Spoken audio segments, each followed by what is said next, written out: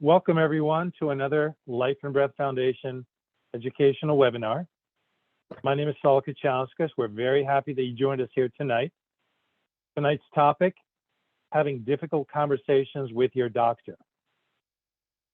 Before I introduce tonight's speaker, a few words about Life and Breath Foundation and some of the things we're doing. Our primary goals are to offer sarcoidosis community effective tools to track their journey, decipher medical issues, and maximize their quality of life.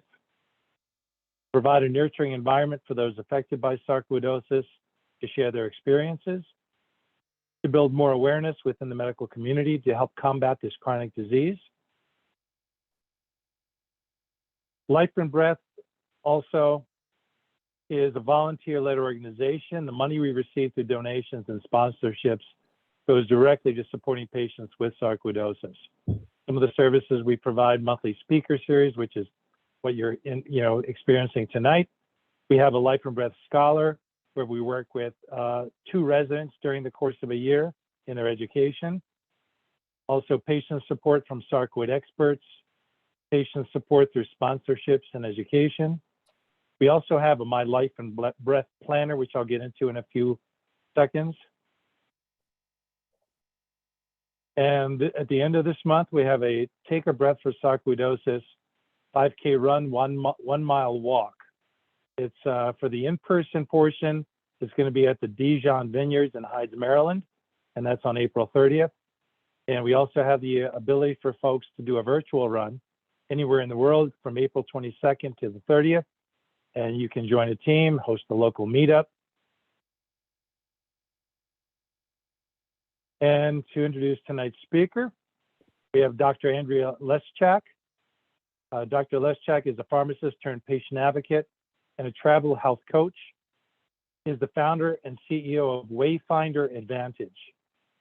Frustrated by people feeling overwhelmed and dismissed by the healthcare system, she empowers clients with the tools and strategies needed to build confidence and self-reliance so they are heard, seen, and valued as their ultimate self-advocate. Dr. Andrea is available for a one-to-one and group sessions or workshops and shares her message of hope and advocacy as a keynote speaker, podcast guest, and writer. To learn more about Dr. Leschak and schedule time to speak with her, please visit her website at www.wayfinderadvantage.com. Dr. Leschak, the floor is yours. Greetings. Thank Welcome. you for the invitation. I'm so excited to be here with y'all and with everybody that's watching.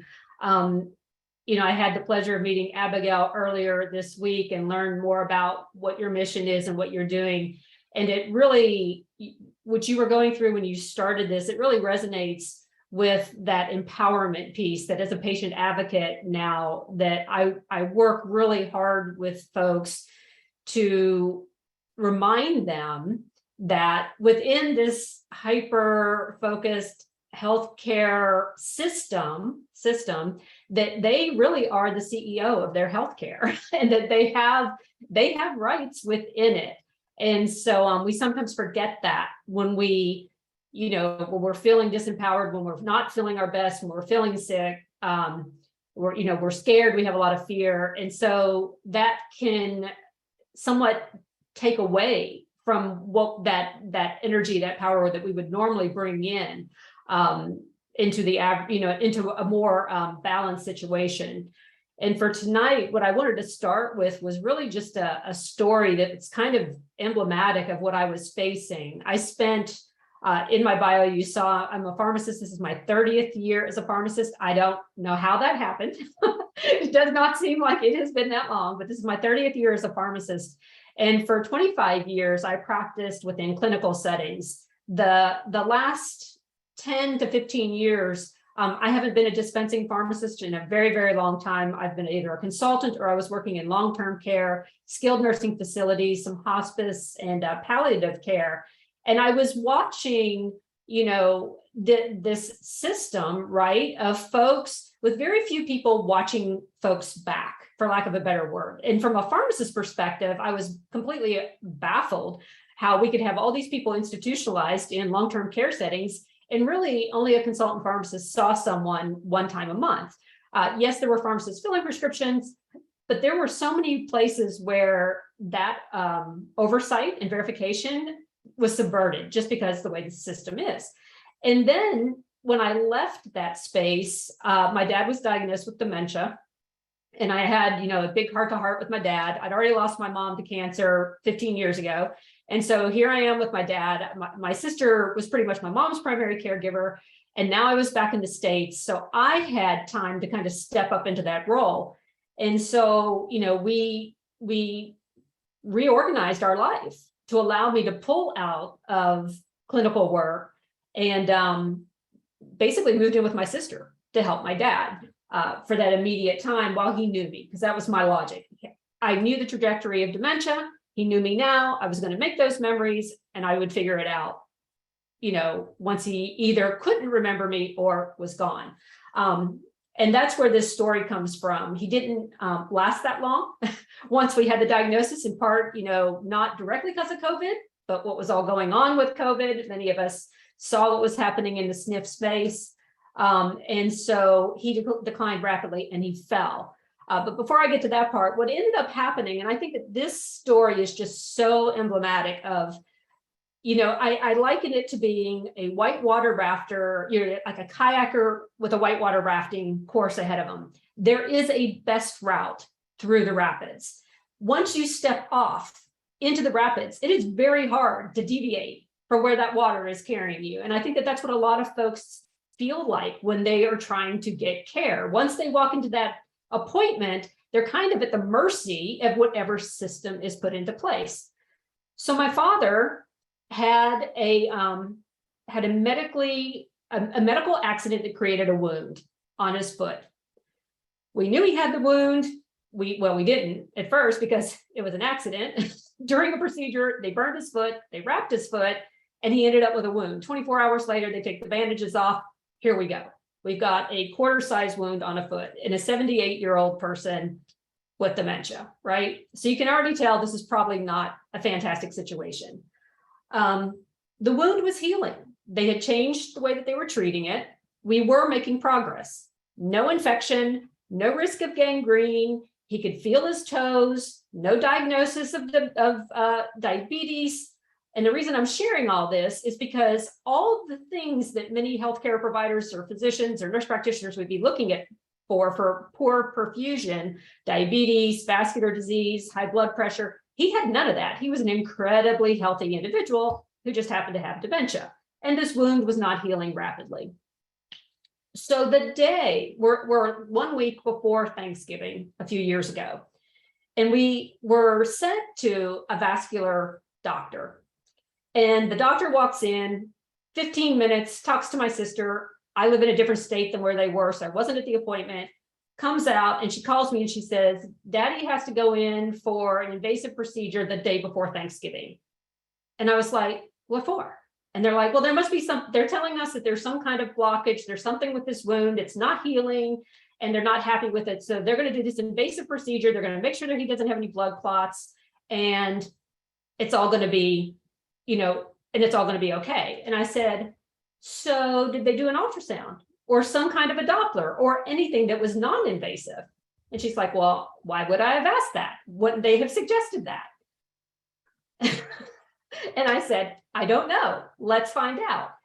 So now I'm back in Tennessee with them. And we actually go to the primary care doctor. And I said, I'm curious, why are we going there? We don't have any of this other stuff going on. Are we in an emergency? Are we in a crisis? The day before Thanksgiving, if he strokes or has a negative event and dies, this is not good. And my dad's primary care doctor of like 35 years looks at me and says, that doctor's respected. I have a good relationship with him. I'm not going to challenge what he says. If you have questions, you can call. And I remember being so furious because I knew that doctor. He would have been my doctor when I was younger. And yet to dump that, and that's what I'm going to call it, on a patient who's speaking about their elderly father, I found to be horrible. Now, I'm not judging the physician. I understand the system, but the fact that that was the way that this was handled was incredibly, in my perspective, poor taste. I call back over to the doctor where they're going to do the procedure. Thank goodness I get a different nurse. And I asked her, is there any way to come in early? I will sit in the office for 4 hours with my dad. If you could squeeze us in for 15 minutes, do a Doppler or something. If there is something there, by all means. And she said, honey, because it's the South, honey, come over here. We will work you in and we'll check him out. Long story short, he had perfect perfusion, no blockages, no nothing. The tests that they ran were perfect. And she's like, it's just traditional healing. He doesn't keep it dry. He doesn't know. And so we were able to avoid the procedure. So I share this story. And again, it's not judgment, even though I was furious in the moment that was kind of how it was put on me. Thank goodness I was a healthcare provider and, didn't just go back to the car and cry like I felt like I needed to. It fired me up. But I share this story for 2 things, 2 points. One, you, and holistically or 360, whichever way you want to look at it, your circumstances. You know how you feel, it's different, at a broader level what is going on in your life, your work life, your family's life, whatever it is, right? Your healthcare provider generally doesn't. It is not in the system for them to ask you what your goals are, what's going on, what you will do and what you won't do, what your concerns are. It's generally not in how the system works, right? And so one, you, and so how can we leverage that? And then that second point, and I brought this up earlier, is really to be reminded that the healthcare process is a hyper-focused system. We were talking about this before we got on, about star ratings and experience, and the tracking and the data management. And that's why the system is what it is. We want efficiency. We want the best care for the most people. We want to mitigate risk. We want to cap costs when possible.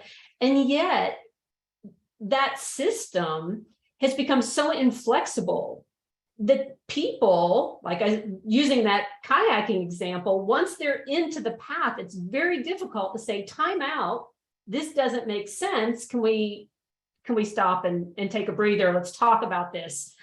Because once it's going, it's very hard to halt that process. So I don't know if anybody has any immediate questions here, but that's kind of how I wanted to lead it. Is there anything that you'd like to ask before I go into the next piece about things that we can do as patients? No, we're good? Or Saul? No questions at this time. Okay. So Thank I you. really have 3 things that I like for folks to remember, right? Whether they're clients of mine or just people that I talk to. The 3 points are: 1, your mindset; 2, pre-appointment prep; and 3, setting the tone. So those are the 3 points that I'm going to kind of talk about over these next few minutes. So number 1, mindset. It is not a battle and it is not a war when we are dealing with healthcare or our providers. And yet we do need to be prepared. We do have to take on a mindset that thinks win-win and owning what we know, right? And owning our value and owning our right to be heard, seen, and considered, right? And that's a mindset piece. And we were talking a little bit about this in the beginning as well, which was so often, particularly if you're older, maybe not so much for younger people, but if you're, I'm Gen X, and I know that when I came up through the ranks, the physician, the medical doctor, that was like the principal of your high school. And when you went into the appointment, if your labs weren't right, if you gained a couple of pounds, it was almost like you had failed. And so there's this creeping in to go and see the provider who's then going to tell you everything that you need to do from this position of authority, and then you are going to just do what they say. We know that imbalance, I mean, it creates this limiting belief of what you can contribute, and it can make it difficult for you to share what's really going on. I tell people when I'm, and I'm just on my advocacy soapbox, that the patient is the ultimate decision maker. And they'll push back and say, no, they're not. It's the doctor, the nurse practitioner, the physician's assistant, it's the physician, whomever it is, or the insurance company. They're the ultimate decision maker. And I'm like, absolutely not. It's the patient every day. And they're like, well, how is that true? Because the insurance will redirect a treatment, or the doctor tells them what to do. And I'm like, the minute the person leaves that patient's office, the doctor's office, gets to their car, gets to the bus, or does whatever, gets home, takes the paperwork, sits it down on the table, phone rings, child cries, they have to go pick somebody up from soccer practice. They make a decision to do what they were told or not do what they were told, right? I mean, it's a yes or a no. So they are the ultimate decision maker, because all the information could be absolutely perfect and aligned to help them be healthy. And yet, if they choose to not follow it, then they've decided. I mean, that's where the decisions come from. So the mindset that I encourage folks to really, when they're feeling not well, or something's bothered them, or they have to go to the doctor, I really encourage folks to do some mindset work. I mean, it can be as, I don't know how many of y'all have heard of power poses, but, do some power poses before you go into the appointment. Stand like Wonder Woman or Superman, hold your hands up over your head, tap into energy and source, whatever it is, the alpha posturing, anything that brings you up, that can kind of elevate that mood, that energy to put you on more of a peer-to-peer engagement or conversation with your healthcare team. And, there's lots of different mantras or things that you can do that we could go into even further, but I would really encourage you to have the mindset of that think win-win, and that your healthcare provider is there to be of service. It's not adversarial. They're not, people don't go to, generally speaking, I don't think healthcare providers go to school from 6 to 15 years to be a problem and to not help you.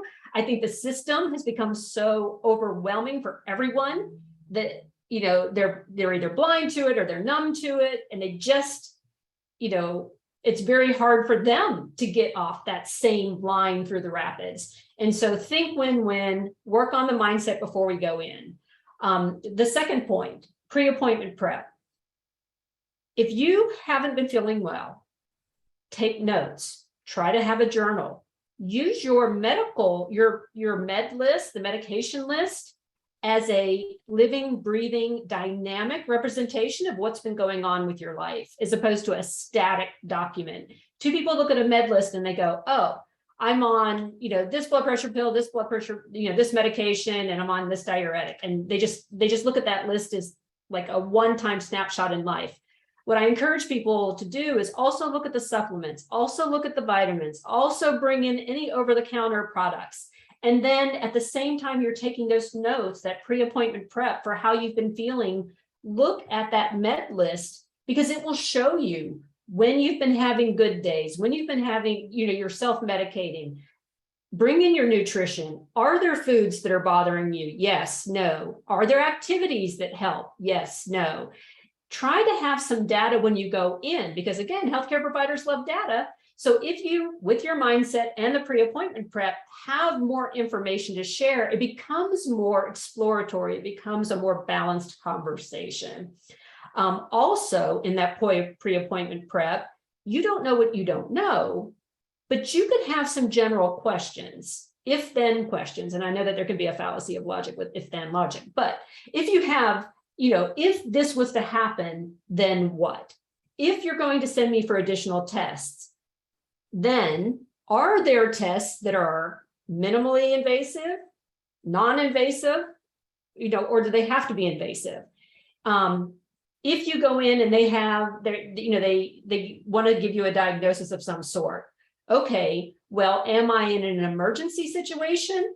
Is it an urgent situation? Or is this emerging or problematic that I need to be worried about, but I have some time to breathe? And the reason I say that is that oftentimes, again, in healthcare, you're sitting in that room half naked under a paper gown. They come in, somebody's typing on an iPad or a laptop, they sign into Epic, they do whatever, they barely make eye contact with you. They might say, hey, how are you doing? But do they really want to know? I don't know. They start going through the list of the symptoms, your chief complaint, because you've already told 2 or 3 nurses maybe by then. They're pulling up labs. And then immediately we are into an examination. And so, being able to have some extra information, have that data behind it, being able to share, and that actually is going to lead into point 3 is you set the tone. So when that healthcare provider walks in and you're half naked under a paper gown, unless you're in Germany, which I used to live in Germany, and it's perfectly normal for them to come in and say, take all your clothes off and just sit on that table until the doctor walks in. It's the most bizarre thing if you're not German from Germany and used to it. I've actually shared with a doctor that when they walked in and you're sitting there and they're like, well, how are you doing? And I'm like, well, I'm kind of feeling disempowered right now because this is the first time we've ever met. And yeah, I didn't expect to be talking to you half naked here. And so they kind of laugh, I laugh. I mean, obviously it's all professional, but it may not feel like a position of power, right? And so I have no problem calling that out. Maybe there's a way we can work on the systems and be it a little bit more, explain why we have to do what we do, right? And so if we can set the tone when that healthcare provider walks in, so if it's the first time you've met somebody, the doctor walks in and maybe they don't make that eye contact and they're already typing. When they say, well, how's it going? Introduce yourself and then ask, would you mind if I share a little about myself? I would like you to know what my goals are, what my primary concerns are. You don't have to take 15 minutes because on average they have about 15 minutes for your entire appointment, but think of it as an elevator pitch to kind of give the highlights of, this is what my goal is. And it's very hard in that particular situation. I think that it's very hard for a healthcare provider to say, no, don't tell me about you, because that would seem, I think, incredibly awkward for them. Now they may be surprised that you're wanting to slow that down, but give them 1 or 2 points of something that's important to you. You might even be able to say, look, I don't feel well. I did some research. I'm not saying that Dr. Google has told me what is wrong with me. I trust what you're going to tell me. However, I would like to understand so that I can get the best care, the best outcomes, so that I can do what I need to do to be my healthiest self. So then it doesn't feel like there's a challenge when you're speaking to the provider. You're showing that you want to be part of that team, that you're going to honor the insight and the wisdom that they share, but you do want to understand why you're doing what you're doing. And really, I think that that's where being able to set the tone, slow them down. If somebody just talks, does not ask you if you have questions, doesn't ask for follow-up. I mean, I can be a little bit bold in that I'll go time out. But we know many of our newer healthcare providers, they're being taught, moments of timeout, hands off the patient, SBAR, the situation, the background, my assessment, my recommendation. They're being taught this through safety and other procedures. And so if you as a patient brings that into the room, it's almost like it's going to trigger, oh, wait, somebody else is bringing some data in here. I need to pull back. So really, those are the 3 things that I really wanted to share with y'all, and to give you some time for Q&A, that, overarching, you, and you have absolutely every right to share and honor who you are, and share that with your provider so that you can set, some boundaries within that experience. Your healthcare provider is on your team. Everybody is just in the system. So then how do we think win-win? Work on mindset so that we're prepared when we go in. Pre-appointment prep, can't stress it enough. And then that way we know if we're working, we're able to bring in data to share with the provider, and then setting that tone, knowing if we're in a crisis or emergency, urgent, emergent, that way we know if we can take a step back, take a breath, make a decision out of a position of empowerment and full awareness, as opposed to panic or fear, and ask questions. Those are really the big things I wanted to share. So I see some questions down here, but yeah, feel free. Yeah, Dr. Leschak, we have a few very thoughtful questions just came up. Let me start with the first. There seems to be so much discrimination as a woman. How do you help combat that?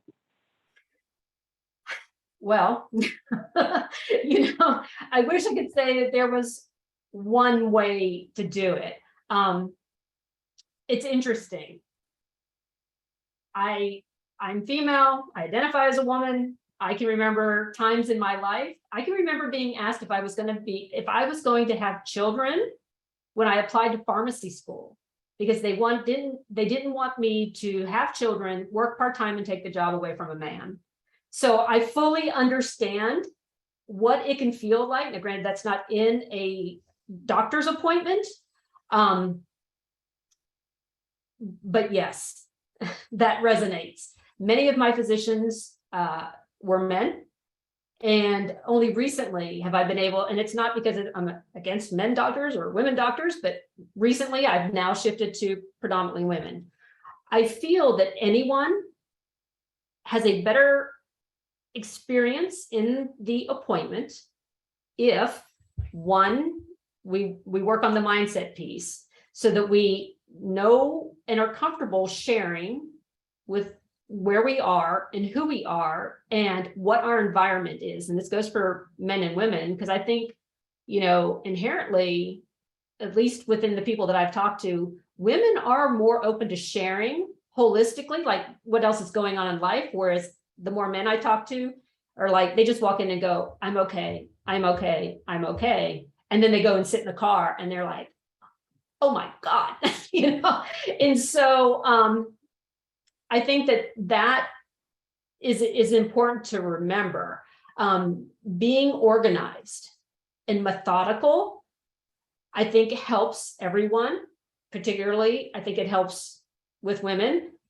And I think that as a woman, some of this comes from, we work in spheres. I think a lot of women work in spheres. We've got the job sphere, we've got any work that we do on the home front, so to speak, or within our family. If you've got children, you've got that sphere. And there's like all these orbits that are overlapping. And I think that when we get into a doctor's appointment, if we have not spent time to try to document that list and organize, that we can get a little overwhelmed by all the intersections. Because when we're in that appointment, all of a sudden our mind is thinking, oh wait, I've got the pets, or I've got the children, or I've got, the meeting with the buyers tomorrow, and they're in Singapore and I've got to wake up at a crazy time. We're too fragmented. And so that can come across as maybe we're not paying as much attention. And it's not that we're not, it's just that we're almost solving problems that haven't happened yet in the moment, because we're not maybe as linearly in that space. And I think that that's why being aware of that. Now, what I'm talking about is what we can control. We can control us. We can't control necessarily what happens when the physicians or the providers, how they act to us or towards us, right? One thing we can do is we can fire our healthcare team. If dare I say, now that sounds a little excessive to some people, because maybe you don't have access to a lot of healthcare providers, and maybe that isn't an option. But again, they work for you. And so if you're in a position, in a practice where you feel that people aren't listening to you, they're not valuing you, and if it's because you're a woman or for whatever reason, you have the right to see a different provider in that building, if that's possible. You have the right, if you feel that if it is inappropriate behavior, to report people to their boards of whomever. All healthcare providers have licenses under some board, whether it be a state or a federal license. You have the right to be able to call and talk about that. I don't usually go there, even as an advocate. I try to really think that win-win. I also encourage people to take people to appointments with them. And, some people feel that might make the doctor, and I'm using the term doctor, physician, like you're challenging them. But I can tell you, most physicians that I talk to, they would welcome somebody coming in to take notes. I think if you take a battle buddy in, that also makes it harder for somebody to not help you, because you've got somebody there that's taking notes, and it's not like they're there to witness per se, but they are there to, witness what happens in that room. They can also sometimes notice behavior that you wouldn't notice. And so I think that that's important too. So I don't know if any of that specifically answered. I think a lot of people feel that they aren't heard and listened to, and I think that women may have this even more. And so working on and controlling what we can control, and then when that behavior isn't what we expect, then there's a chain of command for a reason, right? And if you're in a hospital system, there is somebody that's in quality. There's somebody who oversees that process. If it's a private practice, maybe you can go to a different practice. Maybe you can see a different doctor in that group, or worst case, if you can't work one-on-one with that provider and get the care, then, there are boards that you can, not necessarily try to get them in trouble per se, but, if it's bad behavior, you report bad behavior. Thank you, Doctor. Let me get to the next question. It took me so long to realize that I didn't have to listen to the first doctor I saw. Thankfully, I did my own research and got multiple opinions. Mm-hmm. What do you do if your doctor doesn't believe your symptoms or thinks you're exaggerating? I had a doctor not believe me and gave me a prescription for anxiety medication instead of trying to help me. Right. I hear that a lot from people. I've been hearing that for 30 years as a pharmacist. The way that the system is structured is to look at symptoms and to stop symptoms, or to find a diagnosis, label a cluster of symptoms with that diagnosis, and then treat it. The movement towards root cause of what that is causing those symptoms, that has always been there, although I think it's been lost more recently. When I say more recently, I think medicine, really in the 1970s, if you go back historically far enough, it started to really change when the insurance companies came in, and I'm not vilifying insurance, but there was a shift in the way healthcare was practiced, 60s and 70s. It's like a snowball rolling down a hill into the 80s and 90s. And now it's very much about symptom, remove the symptom, label it, diagnose it, and then treat until the symptom's gone, as opposed to look for the root. What can you do about that? You can try to, in that appointment, if sometimes it's again easier if there's somebody else in there with you, say, well, what else could it be? If what you're saying, if we were to accept what you're saying is one way, what are some of the other options? What else could it be? Or if we were to look at the root of what is going on, as opposed to just trying to remove my symptom, what other things come to mind? And try to redirect that leap to a pill for a symptom. It's a problem. And,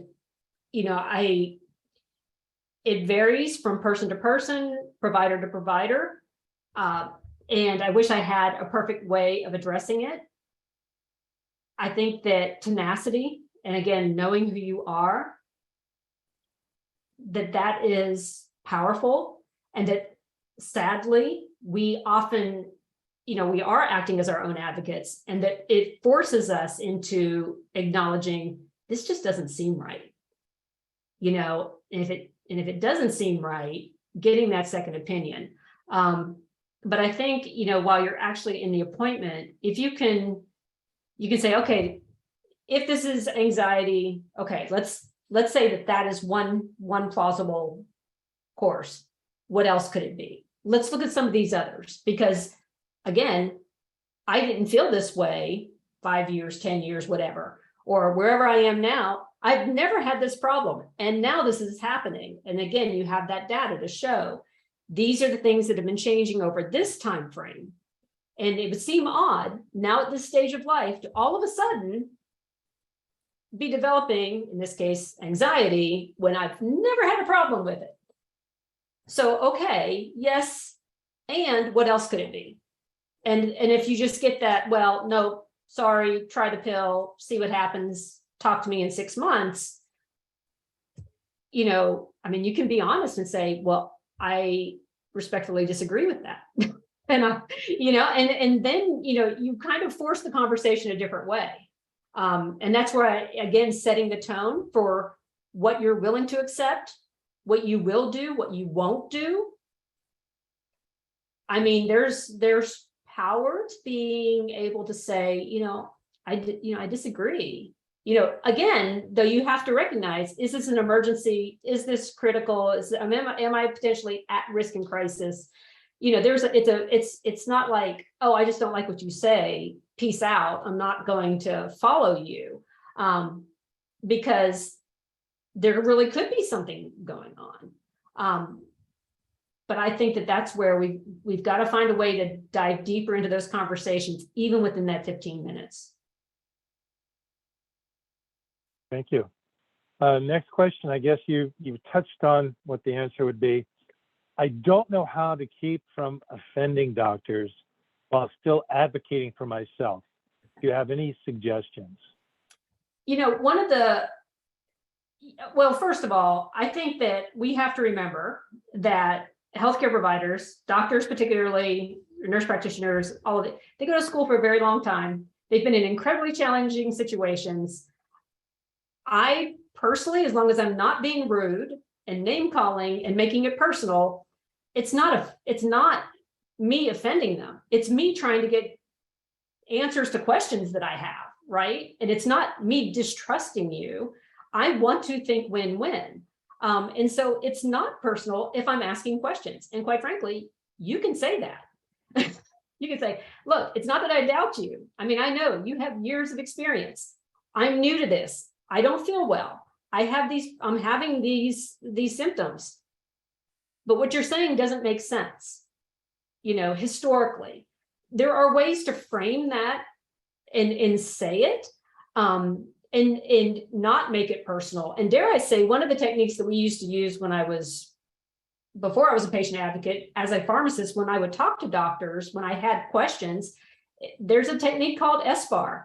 And that's where you talk about the situation is, the background is, my assessment is, and my recommendation is. So SB, like Bravo, A, like Alpha, R, like Romeo, SBAR.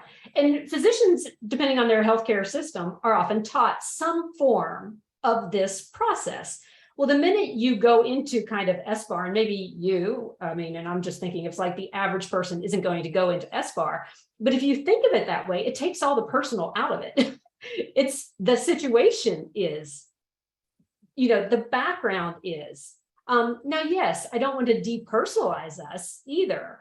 And yet it kind of takes away from, blame or some of that other emotion that could be brought into it. It brings it down to more of like a jigsaw puzzle piece, right? You've got a puzzle, you want to put it together, you've got all these moving pieces of all these different puzzle pieces. We want to turn them right side up. We want to work on the borders first, or whatever. how do we organize all this data in that 15 minutes to best serve the patient? And so, yeah, I mean, I kind of figured that, you know, they're grown-ups, and as long as I'm not being mean and I'm not being obstinate and I'm not personally attacking, I just say, look, I have questions, I'm trying to get answers. And I want to make sure that I honor myself and treat myself with the best possible outcomes. And so these questions are just me trying to wrap my head around it. Thank you. Let me get, next question is, do you have to treat residents or student doctors any differently than other doctors? Do you have to treat them differently? I guess the question would be, I guess I'm a little confused about that when you say, do you have to treat them differently? I mean, if you have a student doctor or resident, generally speaking, they're going back and talking to their attending or the next person up the chain of command. I try to treat everybody with respect, and that, you know, we're all on the patient's team, you know, and that it is truly a team. The quarterback is no more valuable than the receiver or the defensive line or whomever, right? And if you want to talk about football, if you'd rather talk about rowing, you've got a team of rowers. Every rower, they have to pull together or the boat goes nowhere. And so I truly look at it as, even if that person doesn't have maybe the same level of experience or credentials, you know, we want to honor their, that they're there to be of service, to help us be our best selves, to be healthy, right?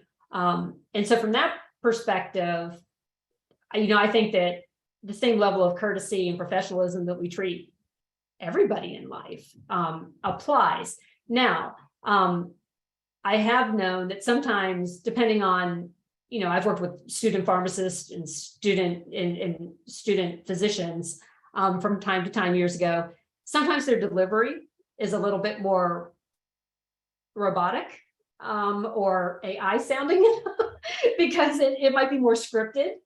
And so that, you know, they may not have the tact yet that might come with age. Although let me tell you, I've known doctors that have been practicing for 50 years that, you know, tact, I mean, it doesn't necessarily show up then either. So I guess I believe in just like everybody on the healthcare team, I try to treat, you know, everybody with courtesy, professionalism, the same way that I'd want to be treated. And, you know, generally speaking, if we treat others the way that we want to be treated, you know, hopefully it's reflected back. And if not, that's when we try to find a different healthcare team. Thank you. What questions can I ask my doctor to find out their experience with sarcoidosis without offending them? Oh, I'd ask them, how many people have you seen with this? And the reason I bring that up, it was interesting. I've shared that we've talked about this before. So I have a family member who had a very unique tear to an ACL, right? And so we hear of like tears to ACLs where this person's just like literally popped off, an athlete, and it just came off. And, you know, when you're looking for surgeons, in the traditional surgery is done with a cadaver or some other type of a donor tendon, and it's a very specific type of surgery. And when you talk to these doctors, you know, they may have done thousands of them. Well, the surgeon in the end that ended up doing the surgical repair had done thousands of traditional repairs and only 34 of this other over the course of a lengthy surgical career. And so I just ask, you know, I mean, I'm curious, how many people have you worked with someone like this? You know, it may not be as common as some other conditions, you know? And so like, what is your background? What are your resources? Do you have support? You know, I think it's completely legal, if we want to call it that, to ask what support they have, you know, for any diagnosis that might be not as normal. or prevalent, I guess would be the word. Any diagnosis is not as prevalent. Like, where are you getting your support from? Where are you getting your background information from? You know, we used to see this a lot in cancer, you know, before we had the cancer centers like the MD Andersons around the world, and now they've got satellites and, you know, all the different clinic approach. You know, 20 years ago, you know, if you were in a rural area, you may not have access to the same protocols for treatment that a major Johns Hopkins would have, right? And so how did people in a rural area get the same care that somebody in a major city did? It didn't happen. That's what happened. It didn't. You had to travel to it. So I think it's within your right to absolutely ask, and then say, you know, look, if this thing, you know, I want the best outcomes for myself. This is not personal. Do you feel that you have the support, resources, team, whatever, you know, to be able to treat me to the best of your ability? Or would it behoove us to bring in another team to collaborate with? It doesn't mean that they have to give up on your care. Maybe it's easy. Maybe you like that doctor, you know, for whatever reason. I mean, maybe you don't want to give them up. But what about collaboration? Are there other resources that you can plug in through your medical experience? I think that that's absolutely something to ask. And again, it's not personal. I'm just trying to make sure that I have the best resources, best information for myself.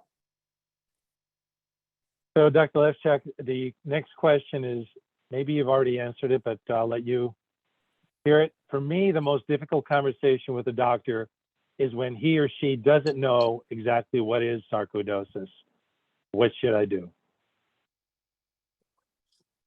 Well, I mean, and I guess that depends on where you are in your journey, because dare I say, you know, we don't know what we don't know. And there are going to be times when your healthcare provider doesn't know.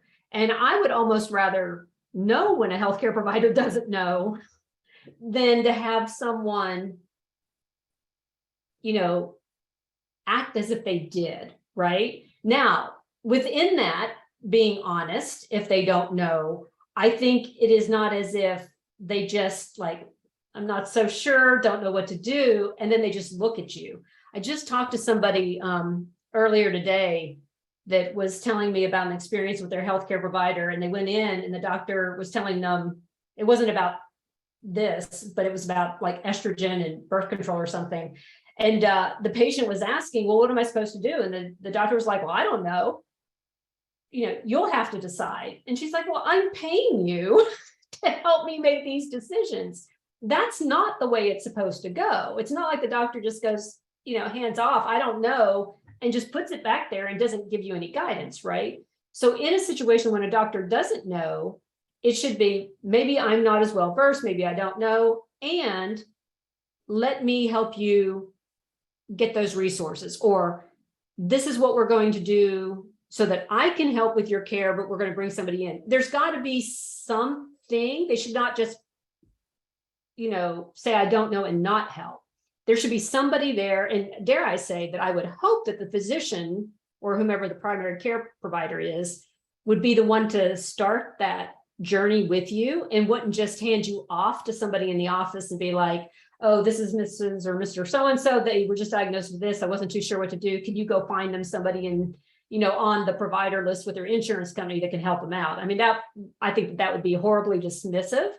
And so I would hope that that provider would offer kind of a lifeline to be able to, you know, and I liken that to a person that's been knocked overboard on a ship. They're treading water, right? In that moment, you offer a lifeline, you bring them on the boat, get them situated, and then how can we get you to the people that you need?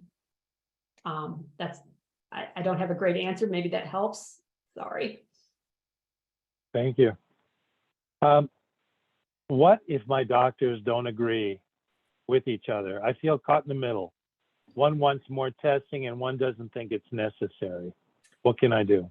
That does happen. I actually got called in a case, couldn't help them. I got called in one day driving down the road, a doctor's group in an emergency room in one state wanted to amputate somebody's foot, and the other doctors that did the procedure in a different state and the doctors at the hospital wouldn't talk to the doctors in the state that did the procedure.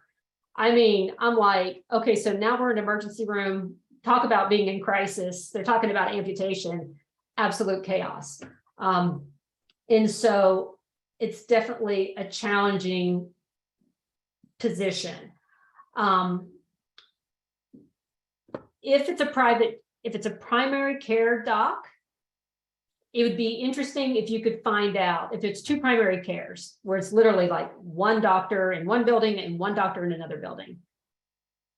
Again, I would be very honest and say, doctors, we need to be on a call together, all of us together at the same time, because right now I'm the one who is not well, and yet I feel like I'm playing referee between the two of you, and I need your help here. We need to come up with a plan that works for me to be as healthy as I can with the best outcomes possible.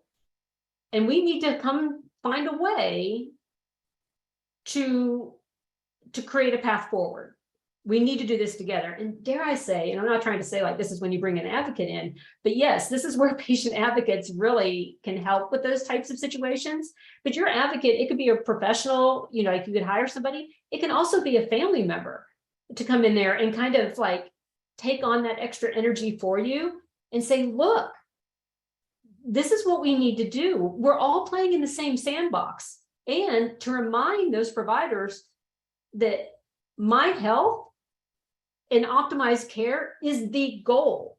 So how do we get from where we are now with this stalemate to there? Is there a compromise? Is there we don't do testing until this? Is there a way to honor the insight wisdom of both so that I am not refereeing?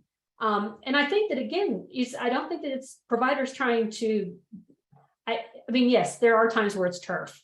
But I think if we can call it out, they're still human. They still go to the coffee shop. They still have to have interaction with people day in and day out. And I think we just forget when we're in that system of maybe the one doctor is in a practice where they have to practice the guidelines because of a certain policy and procedure within their building. Maybe the other doctor doesn't have to meet those same criteria. It could be the one doctor is kind of stuck, you know, if they deviate, because if something goes wrong, it's going to land on them for breaking the protocol. Maybe nobody knows this. And so why is there an inflexibility from one provider? Or why does the other doctor not agree with more testing? Is there risks that I don't know about? Again, putting everything on the table, taking away from the personal, but truly being able to see all pieces of it. And I mean, I know even as I'm sitting here listening to myself, I'm like, oh my gosh, 15 minutes, we've got 20 minutes in these appointments. This is so challenging. And I lived when my mom had cancer, my dad with dementia. You know, sometimes you just feel like you're screaming into a hurricane. And it's exhausting, especially if you're trying to take care of yourself and your family and be healthy. But I think just reminding everybody of their humanity and that, you know, dare I say, I'm the reason you guys are here to help me be healthy. How do we make this work? Thank you. Next question. I have been so railroaded by my new doctor. He said I was psycho-pseudo. I demanded her to take an MRI for 2 years and find an orthopedic doctor. He refused and had me watch a film on psycho-pseudo while I was crying from horrible pain. I told her to give me an MRI and she did, and the MRI came out really bad on both my arms and spine. Afterwards I was diagnosed.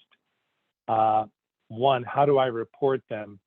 And I have neurosarcoid, and now I have both my shoulders operated on. It's just not fair. I am so sorry that you had to, that you had to go through that and that you are going through that. You know, without going into specifics about any particular person's situation and what happens, there is generally a chain of command, in a system. Unless your doctor is a single doctor in a single building in a practice, there are typically people that you can speak with to share what your experience was with that provider was.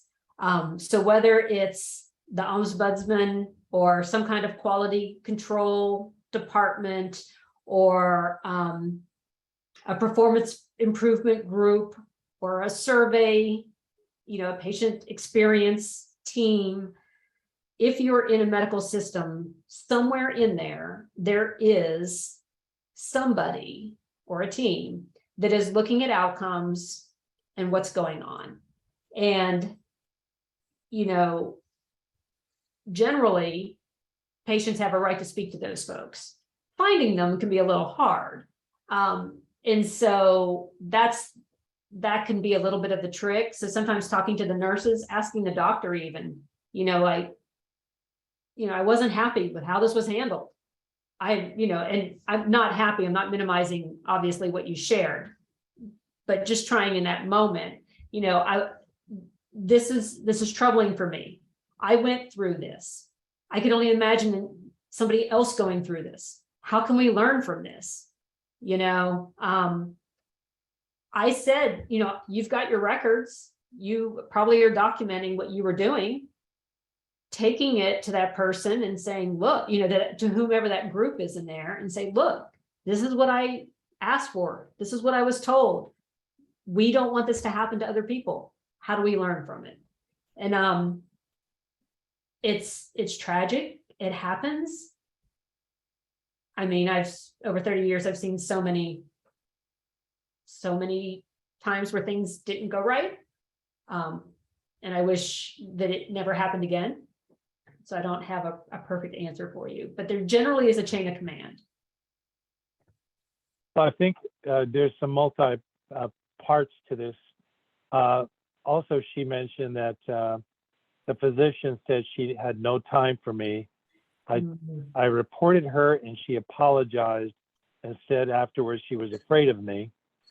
And she was also afraid of how complex my disease was. So she now, this patient now takes her husband with her to the appointments, and it's getting horrible. Also, the doctor told me Rochester is the worst place for communication. So. Yeah, it's so, and this is, again, that snowball rolling down the hill.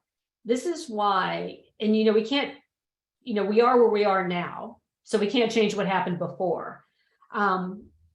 But knowing what we know now, why it is so, if we can set the tone and try to get that collaboration, get that other team in there, have somebody in the room with us, and it sounds like you were doing what you could do, right? And so it's not, failure on your part. Again, you're in that system, right? And this is the system. And there are times where the system is just really broken.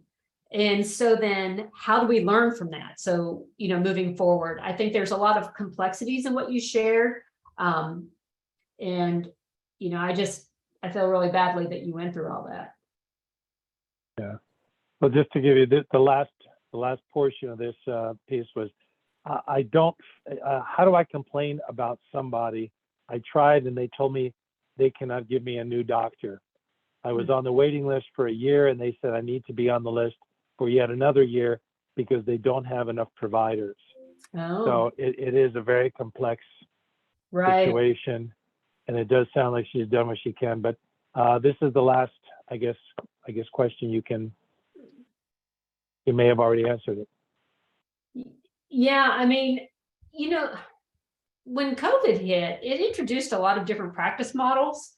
And so sometimes, and I'm not trying to, because case specifics are always challenging in these types of calls, like these video settings, because I don't, this is not medical advice. I always run these disclaimers and things like that. It's not legal advice. It's not medical advice. But in very specific cases, with COVID, we saw a lot of different team approaches. We saw different ways of telemedicine, group practices where providers offer some group settings. And people see providers across state lines. Now, that doesn't always mean that insurance and things like that pay. And so if there could also be a payer challenge in there. Also a path, and this comes up with insurance, is talking to an insurance company. I'm a independent patient advocate, and I work directly with patients, and I hold no affiliation with anybody. I am truly the person that is your battle buddy. That's how I view myself. But there are patient advocates, or they have some other kind of name within insurance companies oftentimes. And a lot of people don't know they exist. And the people who find them are really, sadly, the sickest of the sick, or the people with the most expensive medications, or the ones who have had the worst outcomes. Somehow they then, through the insurance company, will end up in this department that most of us don't know exists. But it's there in most insurance companies, especially the big ones. And so contacting an employer or your insurance company directly and sharing what the challenge is, and then see if they can help you navigate. It could be your HR person, if it's a business, if there's a company that could help you. It could be somebody in the insurance company. You could call the medical, whomever manages the medical, tell them what you need, what your challenge is, and say, do you have a form of advocate in your company? Like, what silo are they in? Because they go under different names depending on who it is. But the majority of the big insurance companies have somebody somewhere, and they get assigned independent cases. And it's not that they can work outside of the insurance parameters, but it's like you get your own personal insurance guru from the inside, because they want you healthy, because the insurance company, they're going to end up paying for your care, right? If things aren't great. And so oftentimes they can work in ways that are, it's very dynamic, it's very fluid. They can explore opportunities that maybe the average person couldn't, because they know the inner working of the insurance company. So sometimes going through the payer, they could actually help you get to someone faster than working through the medical side, because you're going to hit that firewall of whomever's taking appointments. Whereas the insurance company might be able to go in through the back door and say, hey, we have somebody that needs to be seen. It's an opportunity. Well, Dr. Leschak, thank you very much. I think we've run out of time. I think we had some fantastic questions. I think you had some fantastic comments and answers to those questions. Again, very appreciated. Also appreciate taking extra time. I do want to thank everyone else for attending the presentation tonight. We do provide these webinars on a monthly basis, so please check the website. Also, I wasn't able to add any information about our patient planner, but that's also on our website. It's free to you as a patient, either in paper or electronic format. So please, again, check the website, and we'll have either one of those two formats sent out to you. Again, Dr. Leschak, thank you very much. I think this is very valuable information. And again, good night to everyone. Good night and stay safe. Thank you.